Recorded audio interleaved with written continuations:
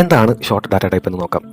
Short data types നമ്മൾ use ചെയ്യുന്നത് അത്ര വലുതല്ലാത്ത മീഡിയം ഹോൾ നമ്പേഴ്സിനെ സ്റ്റോർ ചെയ്യാൻ വേണ്ടിയാണ്.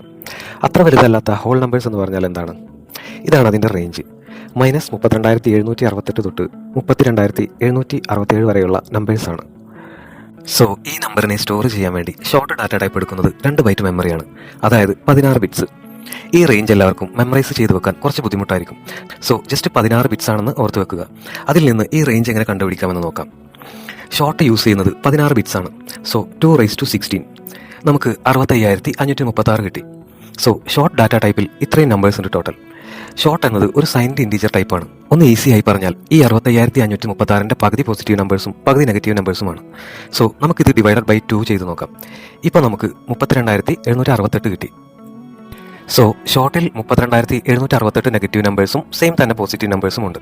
അപ്പോൾ എന്താണ് ഇവിടെ പോസിറ്റീവ് റേഞ്ചിൽ 32,767 വരുന്നത്?